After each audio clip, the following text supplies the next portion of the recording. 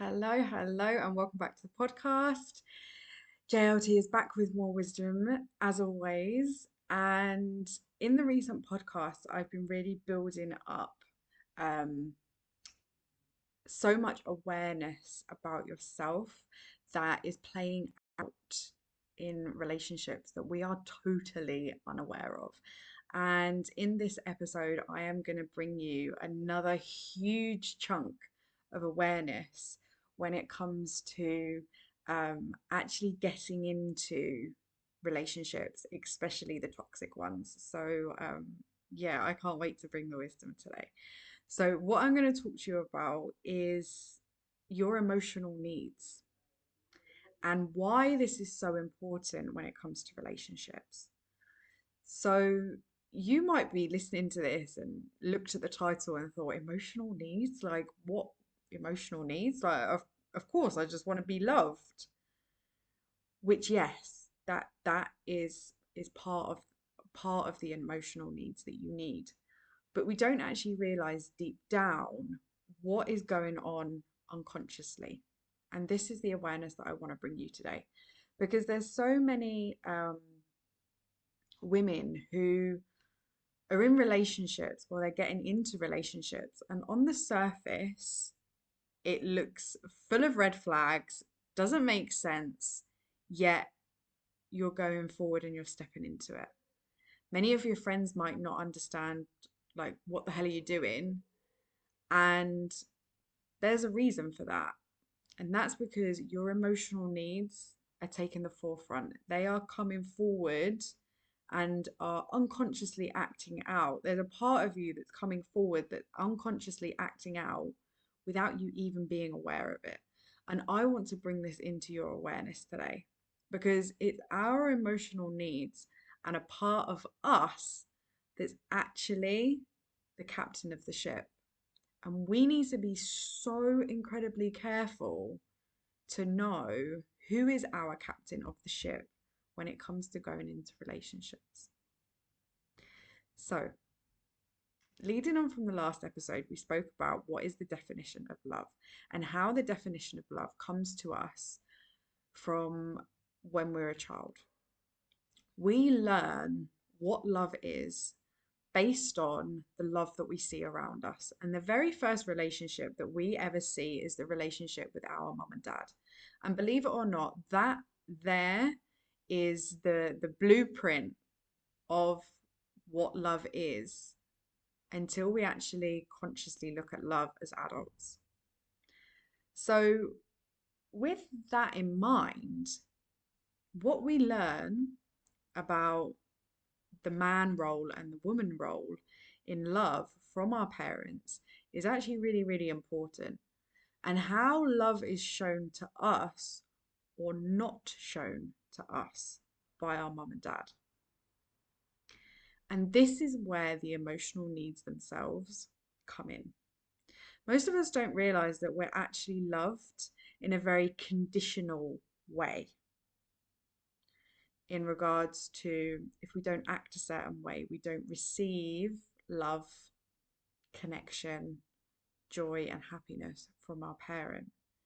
If we don't dress a certain way, if we don't do certain things, if we don't act in certain ways, and if we don't show certain emotions, which straight away is creating a condition in our minds.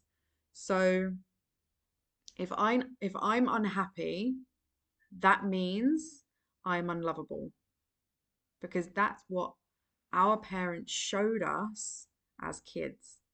So that then becomes our definition, which is creating a condition. If my dad doesn't spend time with me, that creates a condition that I'm not good enough. So all of these conditions that we create as a child means that the love that we would like is based on a condition, which means that we're not actually receiving the love that we deep down desire. And as we grow, we will find that different situations pop up where again, we're not receiving the love that we need.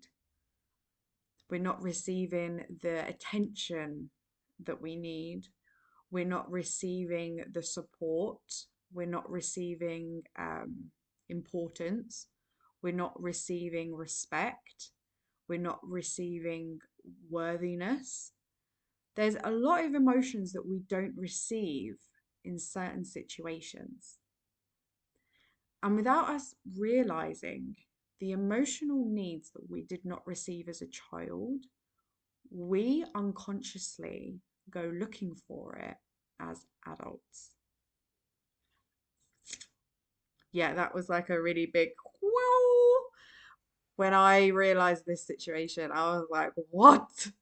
What are you on about? Like, I've unconsciously gone looking for the love that my dad didn't give me. I've unconsciously gone out looking to feel important because my dad didn't make me feel important. I've gone out into the world trying to feel good enough because my dad never made me feel good enough. Whoa, that was huge. And without me even realizing, as an adult, I was going into relationships looking for these needs to be fulfilled outside of me and my relationships. And a lot of women do exactly the same thing. As soon as they feel an element of love that they never received from a man before, because the love that was given to them by their father was limited, if they receive more than what their father gave them, they will go full pelt into the relationship. They will withstand things that normally they wouldn't in normal friendships. They would act in certain ways that they don't normally act. They would betray people and not be honest with certain people because the emotional needs of the childhood version of themselves is totally taking over. Totally. And they're not acting as they normally would. And you might be listening to this and you might be relating to this, thinking, do you know what? That was me. And it's perfectly okay if that is you, because so many of us aren't aware of actually what's going on psychologically within us. Our unconscious mind runs 80% of the show if you are not awakened to what's going on in there. So we're kind of like robots that the unconscious mind is the one that comes forward. The childhood self is the one that's running the shop. And when she's running the shop, all she wants is love and she's willing to do anything for it. She's willing to move countries. She's willing to lose all the money in her bank account. She's willing to do everything in order to get the love that she didn't receive as a child. And the only way we can stop this and be consciously aware of it is by actually understanding what are the emotional needs of our childhood self.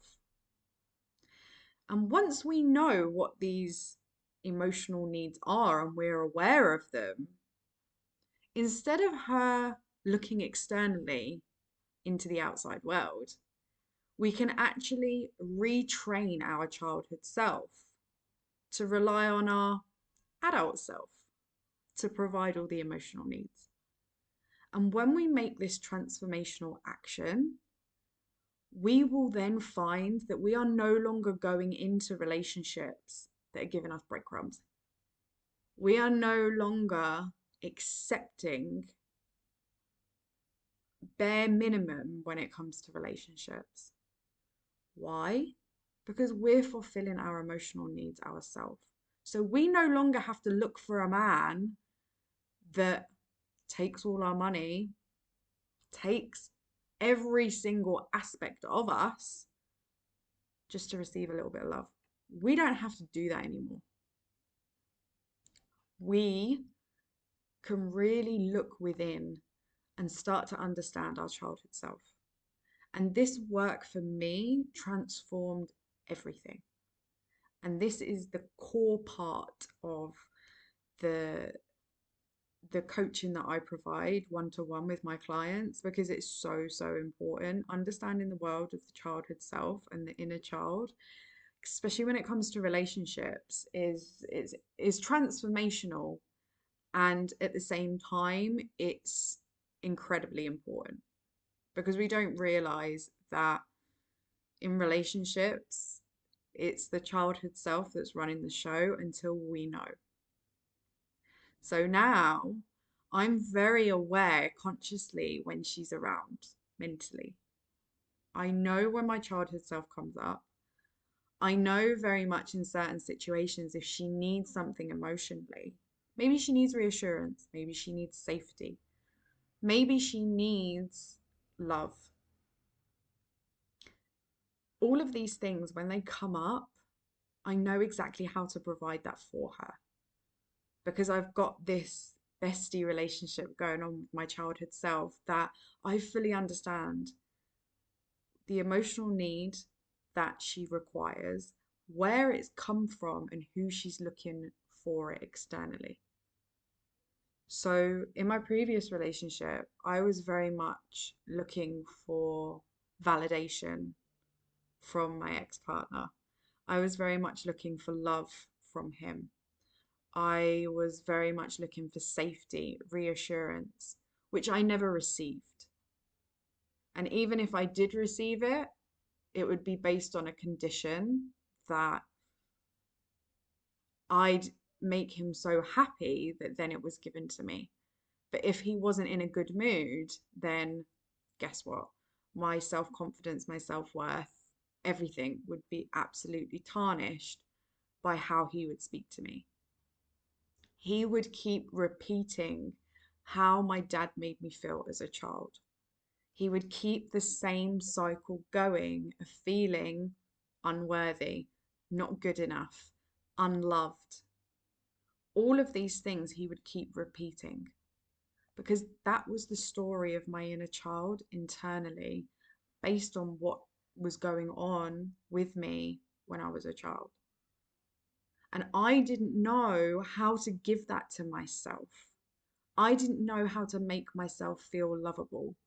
I didn't know how to make myself feel worthy. And I didn't know how to make myself good enough. Like, the one man I had as a child, as a whole representation of the male species, made me feel like this. Like, and this is also where trust comes in with men, because if you can't trust the first man in your life, how can you trust other men? That's what many women tell me.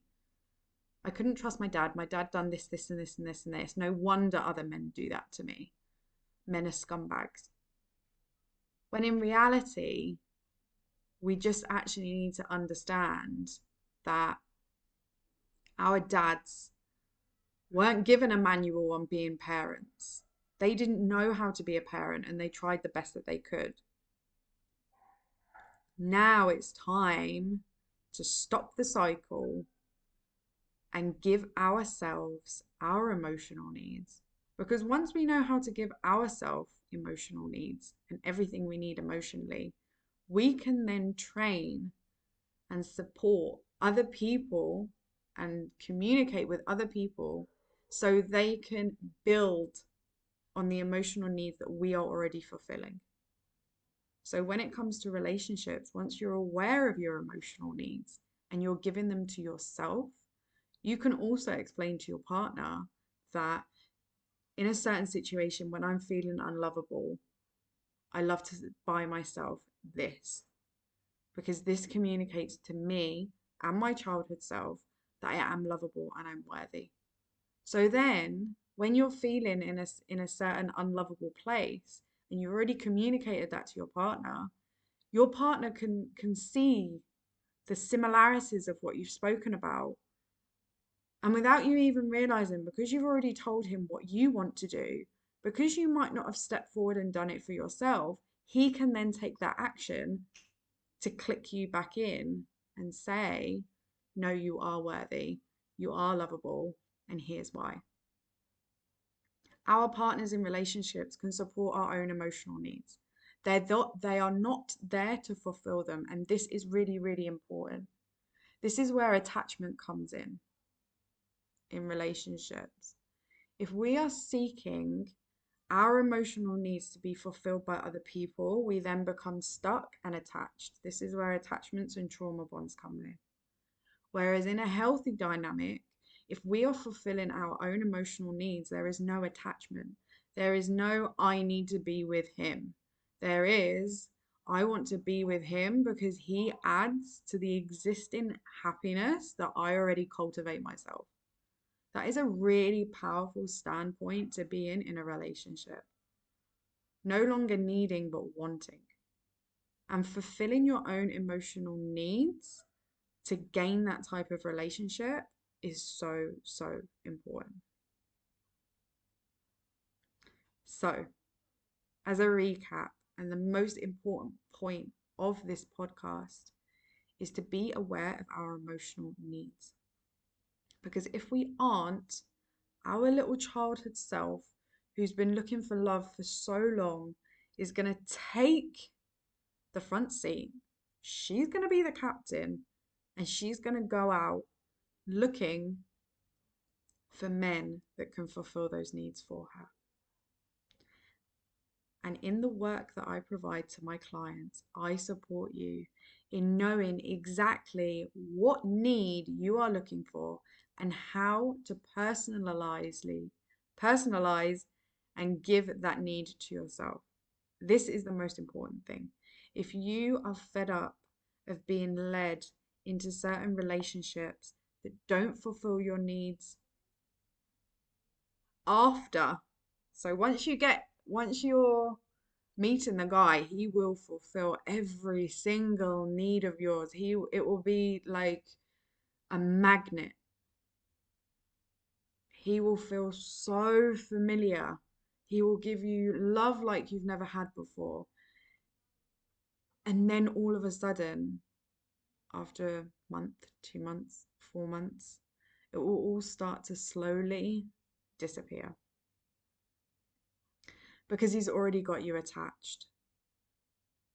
And if we are not aware of these emotional needs, we will keep going in the same cycles with men. This is why it's so, so, so, so, so important. Like, I can't tell you how important this is when it comes to relationships and understanding your emotional needs. Once you know this, I can near enough say to you that you will see red flags and toxic relationship from a mile away. And that is an incredibly powerful standpoint to stand in, especially if you actually really want to attract genuine love into your life. So, a little takeaway question for you, which I think will be really, really powerful, is for you to actually sit down and really ask yourself a deep self inquiry of what emotional needs do I have? And how am I expecting other people outside of how am I expecting other people outside of me to fulfill them? And how can I start to fulfill them myself? And see what comes up. I think it will be really, really powerful. And I think you'll have so much more awareness about who you are and why you do certain things when you ask yourself this question. So I'm going to leave it there. Keep smiling, keep shining, my beautiful souls. And I will catch you on the next episode.